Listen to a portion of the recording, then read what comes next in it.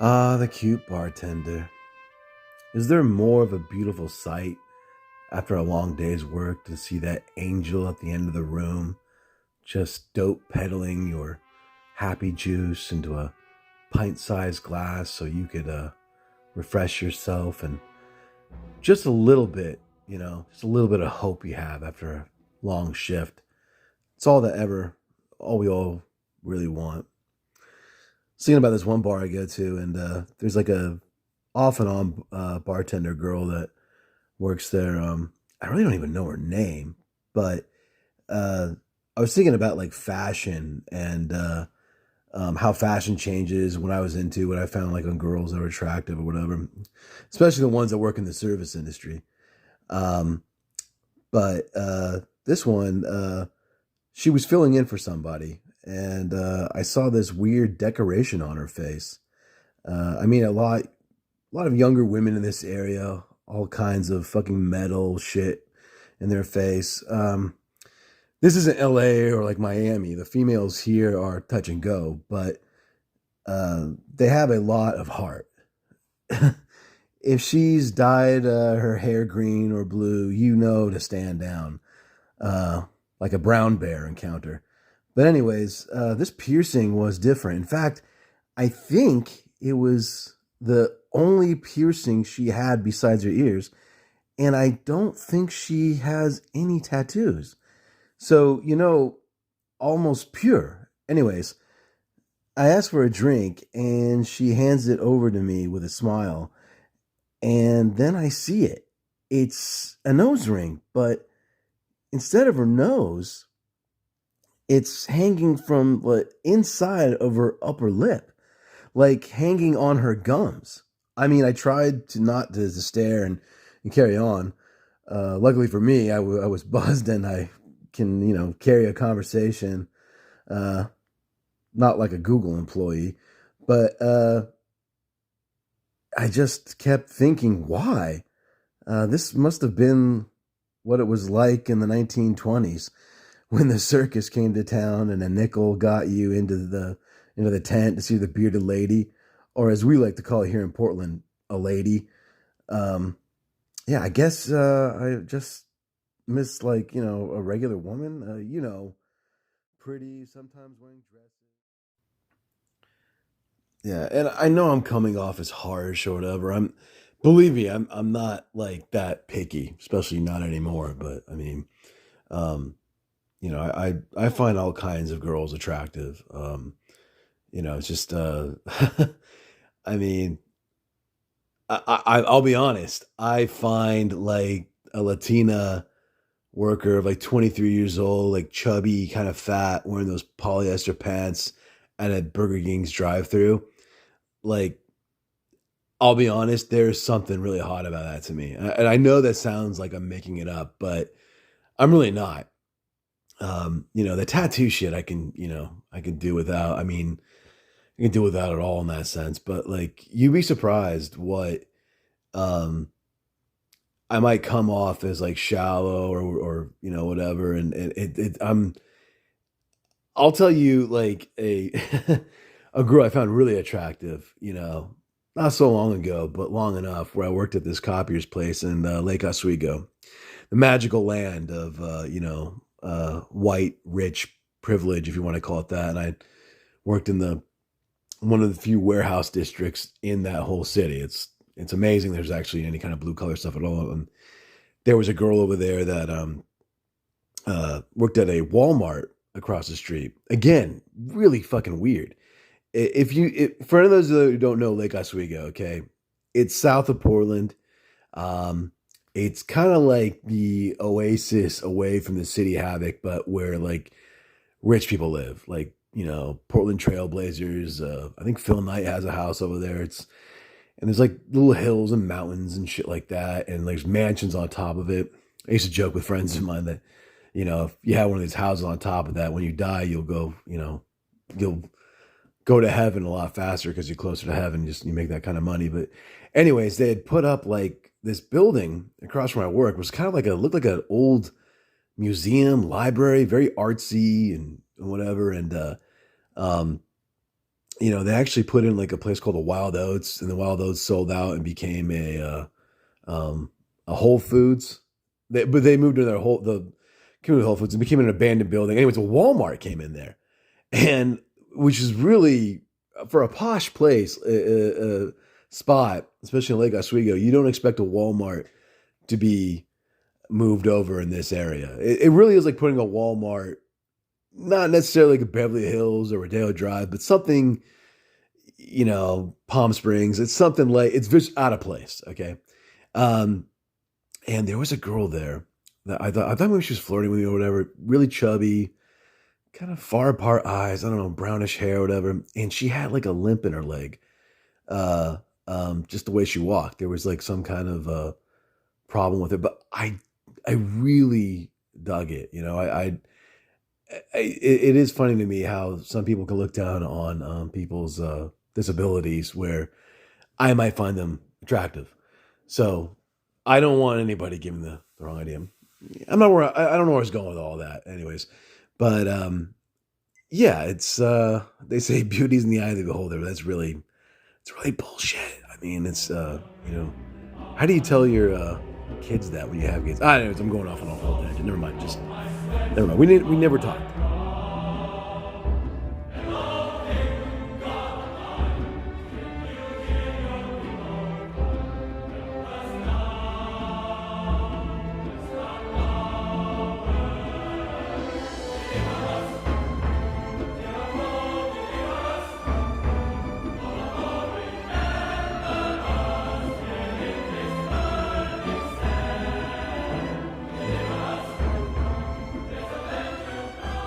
Finding people attractive in the workplace. There's oh man, it's got to be really hard to figure out um, who you can approach or whatever with like romantic feelings towards.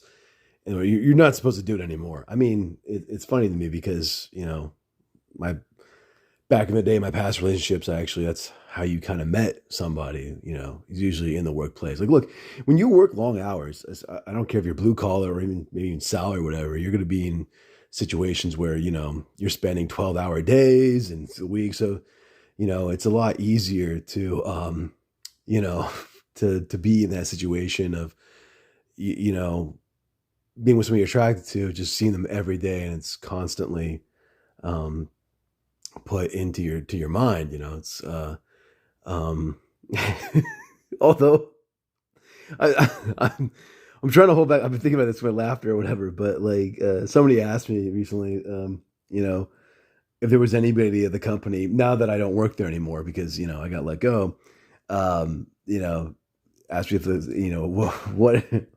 what do the girls there look like? And I was just like, I was horrendous would be, I mean, like, look, every once in a while there would be girls that came in. The turnover rate was so fucking high where I worked. So my place isn't really the best example to measurement about how to look for dating or whatever, but not good looking. I mean, sometimes older or just all ages doesn't matter for the most part. Just just horrendous looking. But it is funny to me when you're working somewhere like this, where I worked, like, and it really does depend on money because on my lunch break, I really would look outside my car window and I would see like, some women with like badges around their neck, well dressed, high heels, and you could hear them, like the French heard the Nazis goose stepping in Paris, you could hear these like heels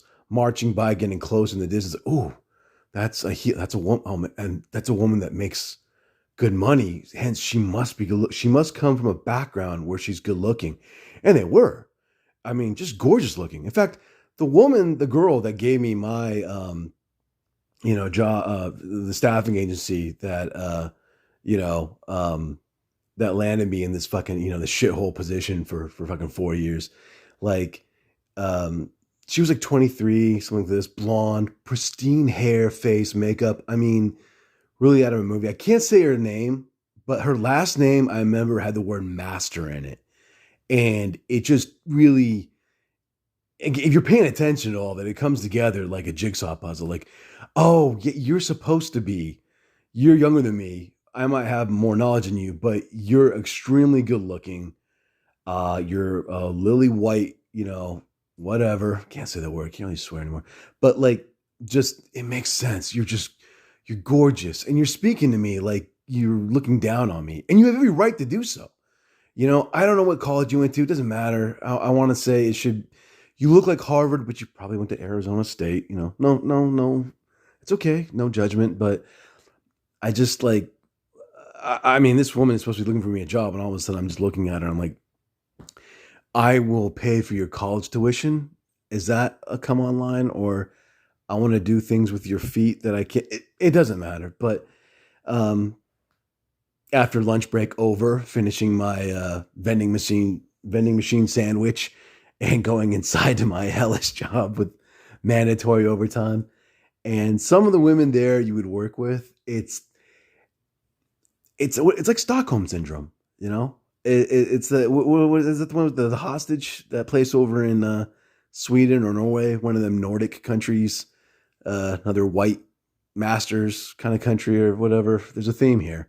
But yeah, the Stockholm, where you're the hostage situation, where you're spent for like hours and hours on end, and you end up liking them, even though they're holding you hostage, and you might die and never see your family again or whatever. So it's like that situation when you're working with certain coworkers, and there were some girls there with like I was working with where I swear to God they were. It's not even just a weight issue. Like one was wearing glasses, very pale skin, and may or may not have been balding on top, but I started to like, think, wow, she's really nice. I'm like, it's just, yeah, I could see her.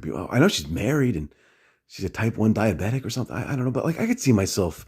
Yeah, she's attractive. And, those tattoos she has on her leg aren't pretentious. They make sense after a while, but it's well. And then, you know, you go home, like the time's up, your work shift's over, and you open that door, and all of you see those fluorescent lighting for hours on end, and you open that door, the breath of fresh air hits you like a ship that's sinking, and you're choking to death because it's on fire and it's gonna go down with all the flames and the smoke, and you get out and like, oh my god, it's fresh air. I can see my car.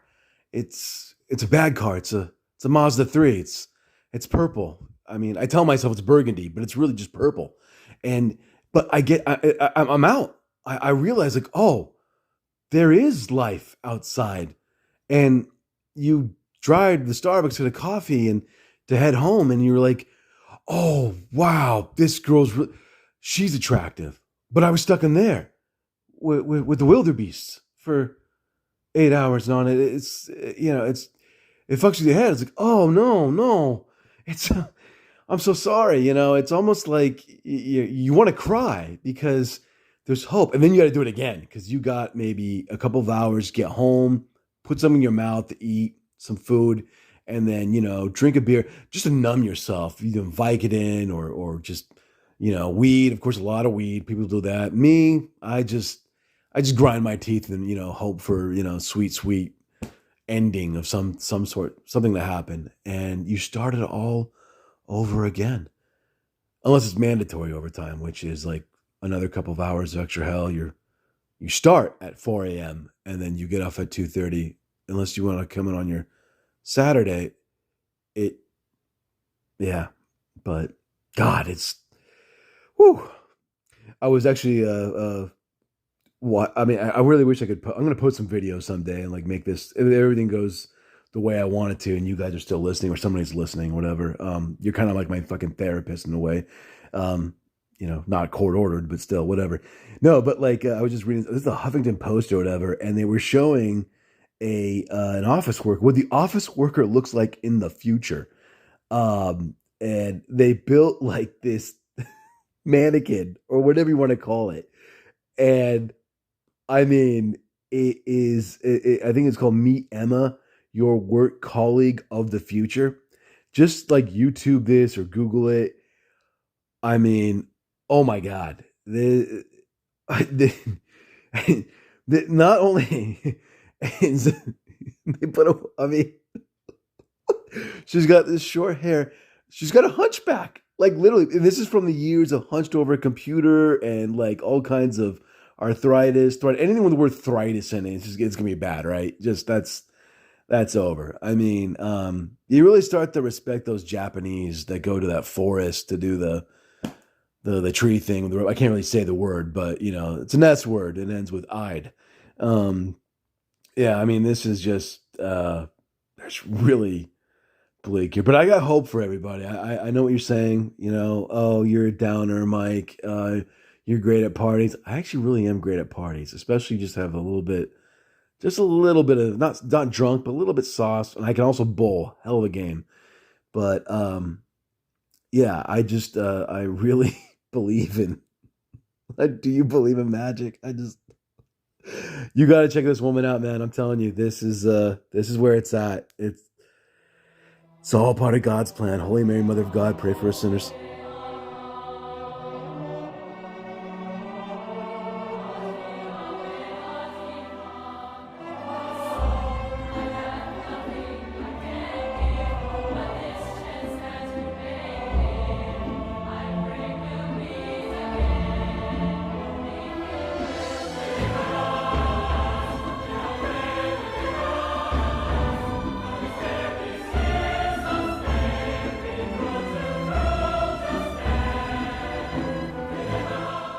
Yeah, I mean, in the workplace, you know, we've all had varied experiences depending on how old you are and where you're going. You know, I think more into the warehouse style of life or just kind of blue collar environment, you're going to have people who, um, it, watching you be miserable as a coworker, they like get off on that. They bust their nut to that. Um, you know, I can totally see that. That's why I really looked around um, where I was at, and when I got fired, you know, it truly was a blessing because again, this is not going to sound great, but it's from the heart and it's true. Is that I looked around me and I'm so much more better than these people. I mean, if I showed you half the people I worked with and just more than half, I should say, and just the general conversations I would have with them, you would be right with me to look down on them. You know, it's it's what it's supposed to be. But my one head in particular, who I had for like over 2 years, and I couldn't tell. Like, there's some things you could tell whether they're being friendly or not, or they're kind of happy to see you, um, you know, just there's a special kind of glint in their eye with just the deliciousness of knowing you're fucked for that day to them. You know, one of the jobs I had was stocking a lot of product in these stations, and just it was a never ending job. You know, feeding these pigs who were these processors to get the job done, and there was no um the pay wasn't worth it. I mean, seriously, I would train people, and I was the only one um who would stay behind. I think about it, and it's just it I really want to cause harm on myself because it was my doing. Nobody held a gun to my head to do anything else. And so I mean, I could have easily have quit. But you have to understand, working these like long hours from like 6 a.m. to 2:30, and then there's mandatory overtime, which went on for months sometimes. And then they get you to come in at 4 a.m. to 2:30, and they cut the 15-minute breaks to 10-minute breaks. We might touch more on that monster a little later. You know, maybe in the future. But anyways, my initial supervisor, who was a late 40s gentleman who dressed like a 13-year-old child, wearing a baseball hat backwards and sneakers and, you know, shorts that, went below your kneecap, but might as well have gone down all the way to your ankle. But, why not? Because I want to look like a goofy dumbass. But whenever I found out there was going to be like an extra, uh, like we had to process these phones or whatever, but then they would have like new phones coming in sometimes, a change up. It'd be much more intensity. And when he presented that first thing in the morning, it's the smile on his face was that of, I'm not going to be you, but like this, and just like nonstop, like torture. And, but he was also dumb, and dumb in the way of like measuring what's good in life. So when the company would give out free t shirts, he would say something like, "Hey, at least it's a free t shirt, man." Right. Okay. With the company logo on it, which is nothing really cool about it. It was very much, three hots and a cot, like I was, um, it was the 1920s, the Dust Bowl. And, hey there, Mike, I just heard they got tents over there with free bedding, soup in the morning, soup in the afternoon, a piece of bread, and just, it really is, like, what am I doing here? Um, you know, uh, Horses on a farm don't get treated this bad, the way that did. But the special, um, yeah, smile that that guy looked on his face when he had to give the news to me that, oh, there'll be 10 processes today, not more 8. Yeah, the night shift came in. Like, he's like, yeah, how do you feel about that? Like looking at me like, oh man, the car accidents is the muggings that, you wish upon somebody to have in life. Um, disclaimer, it's not right. You shouldn't do that. But yeah, it could be, yeah, it should be more motivation. But again, kind of the relationship you have with a company that I have, like by the time the torture is over, the abortion of your weekend that starts, the amount of time you don't have just to, basically kill some brain cells, chug as much of joy juice or just alcohol stuff into your face, um, to just forget. You're drinking for the wrong reasons now.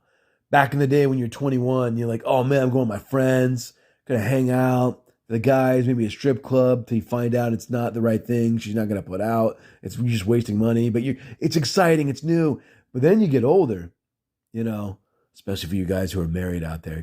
God go with you on that one. All right, yeah, seriously.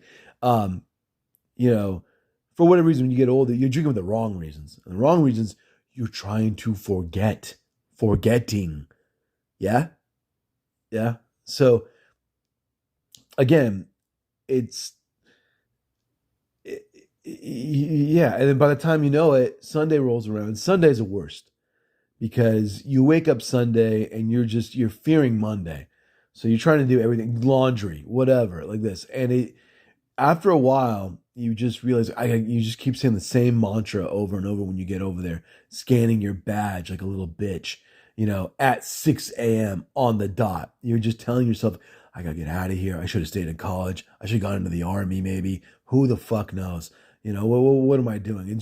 It grinds over and over. And by the time you know it, a year goes by, 2 years go by.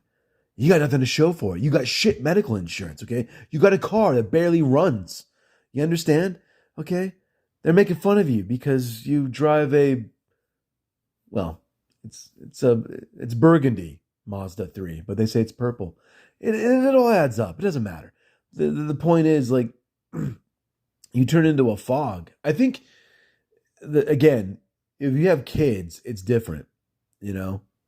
Kids, I think I don't have any, so, but you have to make it's not about you anymore. If you give a shit, you got to make sure that they're provided for. So it's not about you. You're just gonna you're in a different mindset. Whereas I'm a guy who thinks outside the box.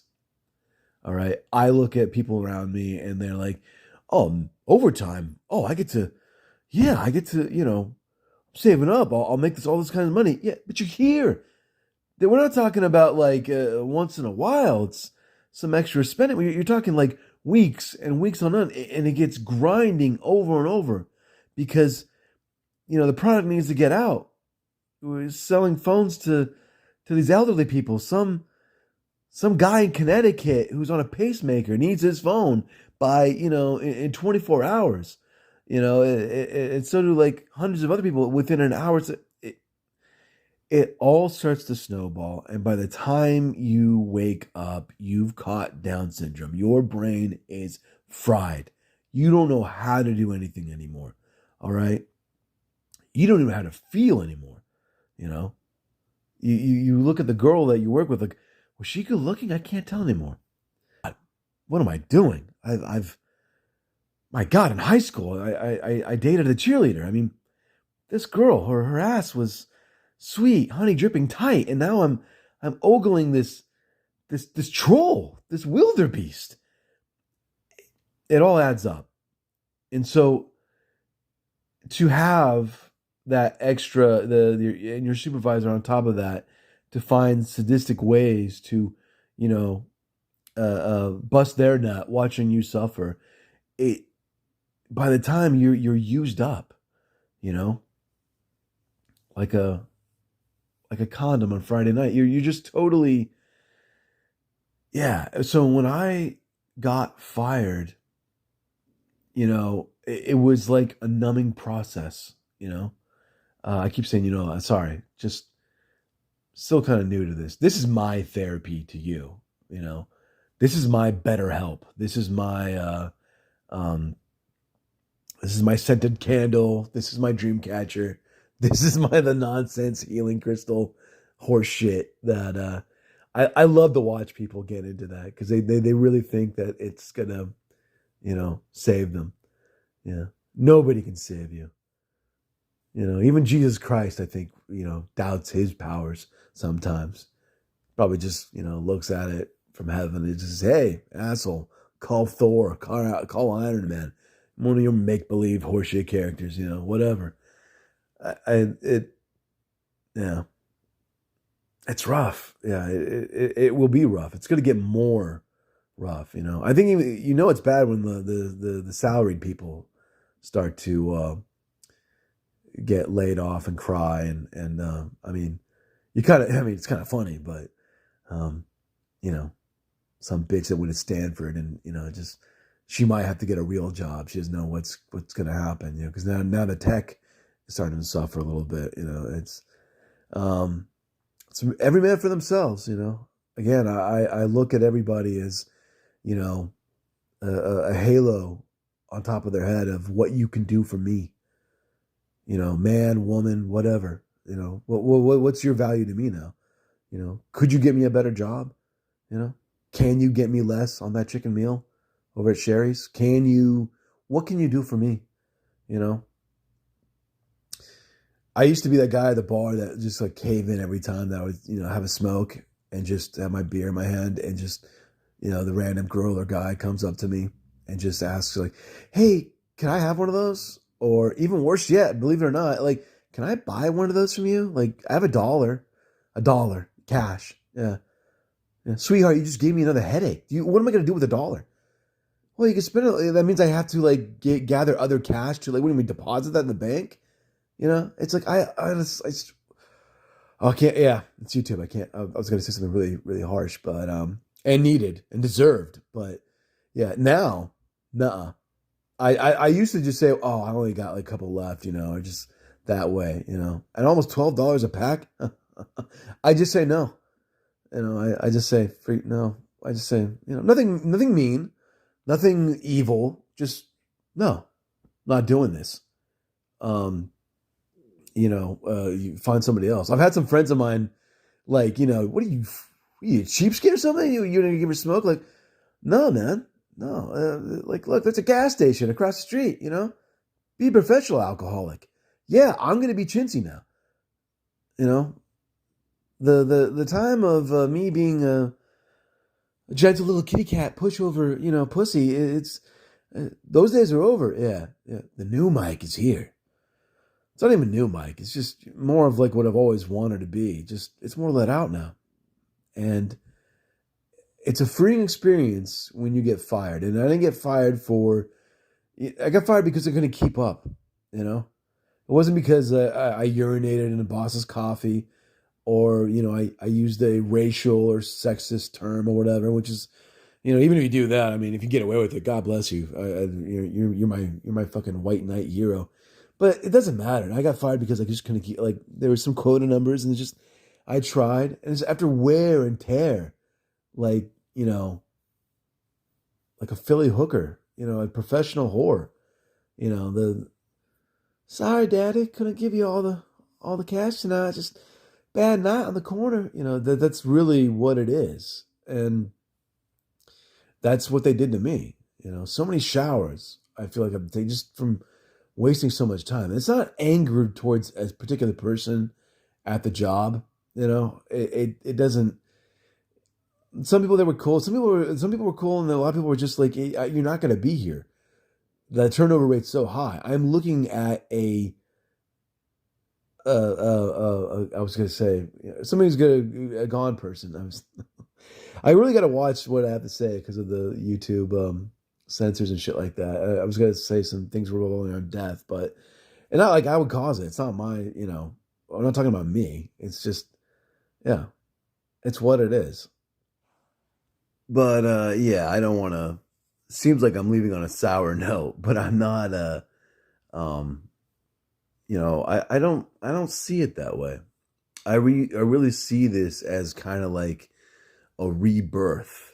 I really do. There's so many uh projects I want to work on. I mean, obviously, getting employed is good too, but hopefully in a spot where I can just gather my thoughts and really push forward. But the projects I want to do now with some of this YouTube stuff, I mean, I can't the stuff that I want to make fun of. It's so vast now. When I found out about Reiki therapy last year, this whole idea where somebody puts their hands on you, or no, they don't put it on you at all. They hover above you and heal you with your energy. It's like this Japanese art form. It Oh my god, it's so great. And then like astral readings are back now, where some 27-year-old girl with rainbow colored hair is gonna talk to you about your dead grandpa and if he's in heaven or hell. But it's like tarot cards and well, that one's a classic. I mean, that's nothing new. But yeah. Oh God, there's just so many angles to work on, and that's my future. I'm going to put this together, and I want you to be a part of it. I want to thank everybody. There's kind of the very handful of people that have said they've actually liked listening to this. Sometimes I don't know why, but I'm just joking. Yeah, I hope this kind of takes off better. Just take some time. And one of the most important things I've been learning about is learning the language of YouTubeese, because I got to tell you, man, everything is just if you breathe wrong, they put a copyright strike on you or some shit. So just getting the software down and learning what works, what doesn't work. And I'm not gonna go on. That'll bore you. It bores me even, but just to learn this stuff to kind of put it out. It might all be taken down, by the way, guys. Just I just got bad vibes just from other people's channels and stuff that